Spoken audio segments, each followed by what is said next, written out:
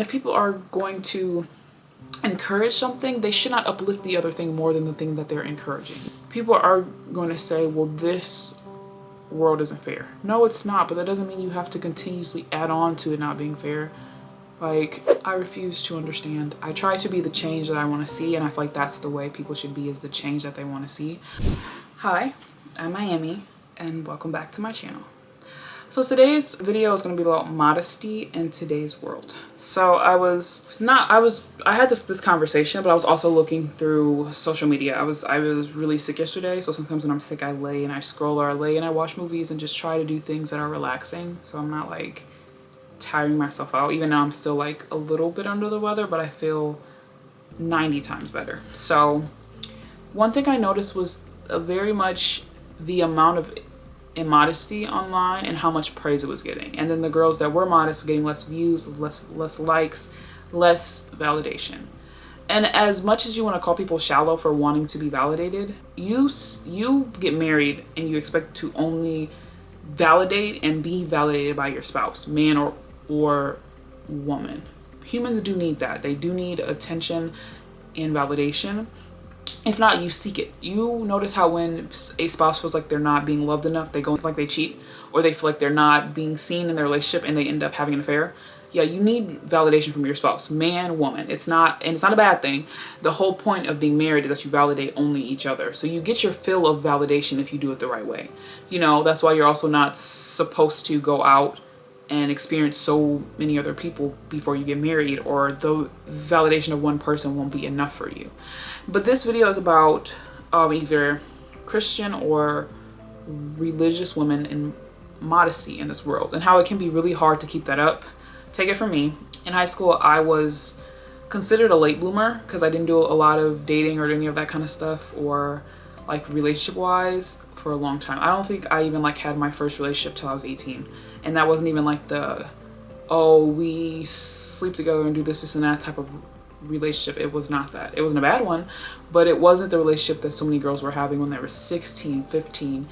And I still didn't even have that. Like, I still was so far behind. And men would always be so shocked. They're like, wait a minute, you haven't done this or that. And I'm like, no, I personally don't want to. And what it does cause is a lot of being turned down and ghosted and dropped because you're not willing to do certain stuff. And that can be really hard to watch all these other girls who are doing what people and even men say are the wrong thing get more than you. Like, I remember this was stupid of me, but I was in high school, so I didn't know any better, and I was so caught up on attention. But there was this girl at my high school. She was basically known for being with a lot of guys, to put it as PG-13 as possible. And I remember she had the guy that she was dating at the time on Valentine's Day, like, came in with a bunch of roses and bears and stuff, and like, it was like the scene in the hallway. Like, there were people taking out their phones and recording it, and I was so upset because I was like, I have never even been kissed by a guy before, and this girl's been with multiple men and she's getting this type of treatment.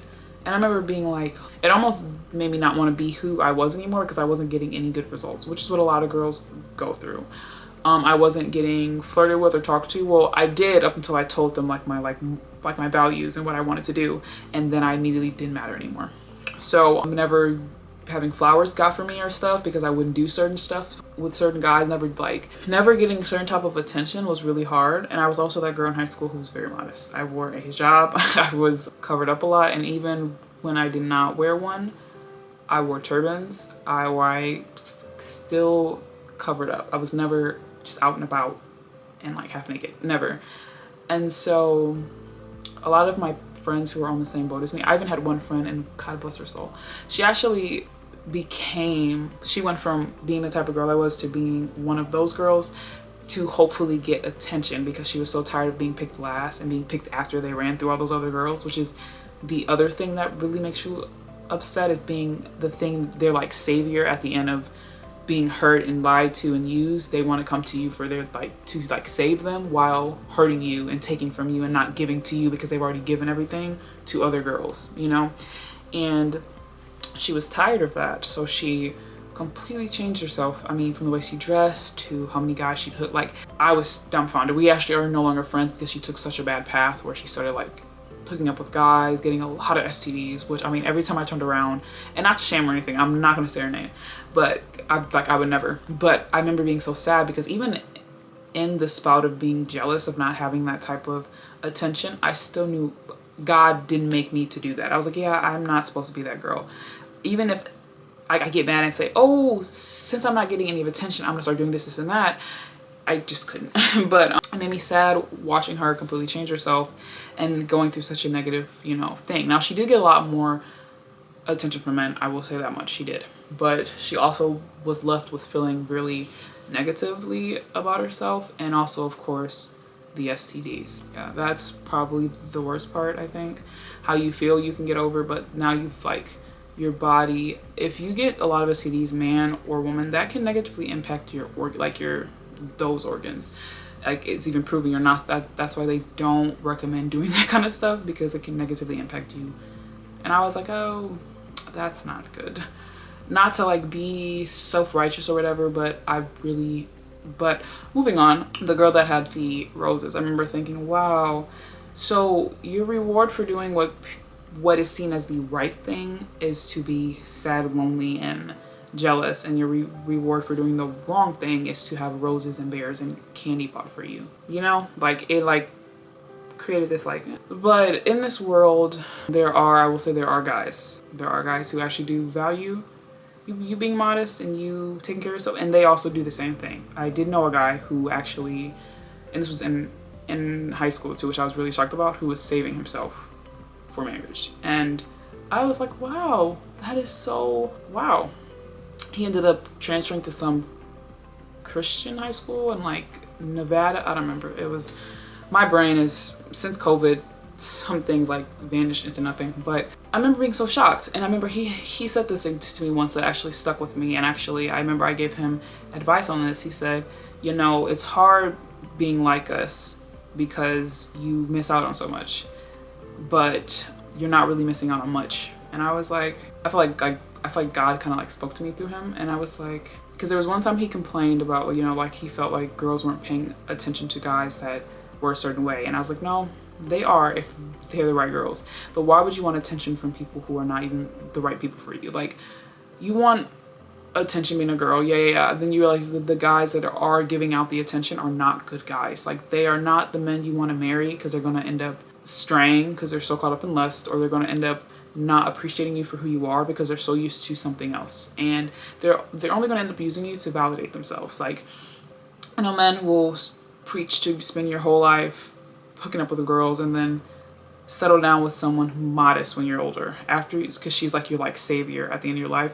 That's not the job of ladies, to spare themselves to save you and not get anything in return for it, because there's really not much you can give her in return that is as valuable as what she is giving to you. There just isn't. Like, and I do feel like ladies need to hold guys up to higher standards, especially in this part of the world. I get it, like, the girls that get the most validation are doing things, but it is your job to not let that sway you, and also to just not want to be involved with guys that like that kind of stuff. I don't care how handsome they are. It is like, and it's hard. It is hard, but it should make you feel like less than or not as beautiful. And I know, because I would always talk to older ladies, whether that's in my family or friends of my family, like, about this kind of stuff. And there was one older lady that like had her moment, and she said, you know, because her husband had an affair, and I remember her explaining how much it hurt her, and this is why I'm so against cheating, because watching someone old cry and be in so much pain because their husband, who they've been with for decades, hurts them, it makes me angry, because I'm like, what did she do to deserve that? Nothing. But she said he hadn't called her pretty in so many years, and then she finds out he is calling someone else pretty and buying them flowers, and he couldn't do that for her. And the girl he was doing that with was the opposite of her. She was fully clothed, hijab. She was not, also she wasn't ugly. That's what I was like, I'm like, okay, you're not ugly, you're modest, what more could he want? But that's a problem within himself. That's why I am glad that she did leave him, because he was going to end up tearing her apart, especially emotionally and spiritually. Because, well, what we as humans allow is that we allow humans to change our view on God and his rules. Okay, well, I followed your rules and I got this outcome. Oh yeah, because that was not a godly man. That was a liar. That was a poser, as it says in the Bible, that was a wolf in sheep clothing. Like, he did all the things that made him seem godly, then he still was for the world, which is the worst kind of guy to date, because it is hard to tell them apart until they show you that they're not really who they say they are. There are men like that in the church. There are ladies like that in the church. They're in the mosque, everywhere. There are ladies and men who pretend to be something and who pretend to have God in their heart, and they don't. But she said, you know, he never complimented her or anything. He complimented the woman who was like the opposite of her, which I know probably was very negative and like impacted her very negatively, was not receiving that validation that humans need from her own spouse, because he was giving it to somebody else. Well, she was constantly validating him, thinking that the problem was her, which is, like I said, mentally draining. Those types of men are not good for you. That it will drive you, that will kill you. Like, the stress and the anguish and the confusion and the constant tormentation will hurt you. And they'll say, oh, it's nothing, just let it go, I'm just look past it. It's hard to do so. It may be an emotional problem, but emotions are felt for a reason, especially those types of emotions. They are extremely valid, but it can be really hard, especially when the validation you feel is yours is going somewhere else. It can be really, really hard to want to stay as you are, because you feel like that hasn't fixed anything. And I don't doubt she probably already has. It's been a while, found someone better and more suited and more godly than he is worldly.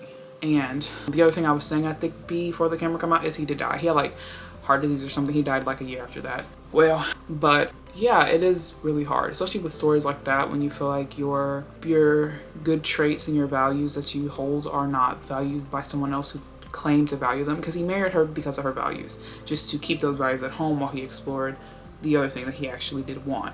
The only problem is what he wanted isn't good in the eyes of society, and other men would probably have bashed him if he married that other woman. But that doesn't mean she deserves to go through what she did. It was actually very awful. What she went through would tear a lot of people down. Like, I know it would tear me down. And not like saying I don't think I'm strong. I think it would hurt me. It's to the point of anger that I give my spouse validation and love all the time, and the only thing I get in return for that is cheating on with somebody who's nothing like me. That would, and I was just that, but the fact that he would emotionally neglect his wife for someone else and also not validate her in the way that she needed from him. If someone's only with you, you should validate them, because they're not going out to get it from other spots in the world. You know, like, there are people who are half naked on social media who get validated by everybody and their son and their mom and their dad. And then there's someone who, you know, is not half naked on there, who does not post himself on there half naked like they may post, but they're still very modest online and they're still very respectful of their spouses. It is very harmful when your spouse does not validate you to wonder where to go from there, you know? And this world does not validate modesty. Yes, God does, but I'm telling you, there are guys who do. There are men who talk about their wives like they are the sun and the moon and the stars, and the only other thing in the sky is God and their wives. And that is what you deserve, you know? And it is hard. I'm not gonna lie and say it's not. That's why I don't bash ladies who stray and make their mistakes and come back, because it is hard.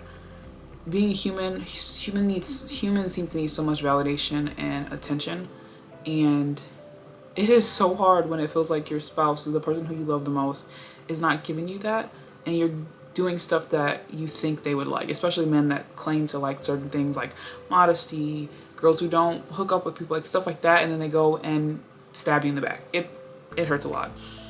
And basically this video was just about not allowing that to change you, and also acknowledging that it is hard, and acknowledging that this world, that more importantly this society and this culture, is very rewarding of the wrong stuff. And in a lot of other cultures, being immodest would get you shunned, and that's the way it should be. Is if people are going to uplift something, they should not, if people are going to encourage something, they should not uplift the other thing more than the thing that they're encouraging, you know?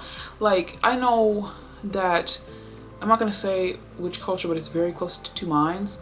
Ladies and men who do certain stuff, like not too long ago, were getting stoned. Like, ladies and men now. Or they were outcast of society. They weren't praised. Like, especially girls who praise men that are like liars and cheaters and abusers. Why? Like, isn't that what we say we don't want? Why do you go and listen to their music and pay to go and see their concerts and validate them. And men who say that they hate ladies who sleep around or who don't dress in a certain way, why sleep with them? Why go and pay for their music? Why pay for their sites? And you know what sites I am talking about. Why call them beautiful? Why slide in their DMs and then go home to your wife who doesn't do those things and neglect her? Why? Or go home to your spouse, or go see your spouse who is the complete opposite of her and lie and say that that's what you want and tear somebody down for no reason, you know? And I know that people are going to say, well, this world isn't fair. No, it's not, but that doesn't mean you have to continuously add on to it not being fair. Like, I refuse to understand. I try to be the change that I want to see, and I feel like that's the way people should be, is the change that they want to see. Why? Like, you know, and I get it. Now, this world isn't fair, and you have the right to sit to yourself and ask why. But what you should not do is let it change you. You should just get away from people who don't appreciate you. That may be a spouse. Like, that happens, you know? And I'm not saying it doesn't matter. I'm saying don't feel bad for knowing that you need to get away from somebody who continuously makes you feel like you're not enough. Especially someone you're married to or someone you're doing stuff for. Like, you have freedoms to leave. Especially in this society we are. You don't realize how blessed you are. As bad as it is at times, you don't realize how blessed you are to leave, to be able to go and leave being married. There are ladies who are married who have to get cheated on and abused and talked down on because they cannot leave. You can leave, especially if you have a husband who goes out to validate other ladies while you sit at home and cry yourself to sleep because you don't feel like you're enough. But do not change who you are. Yeah, I hope you have a wonderful day, and I hope somebody felt seen or somebody got something from this, and have a wonderful day.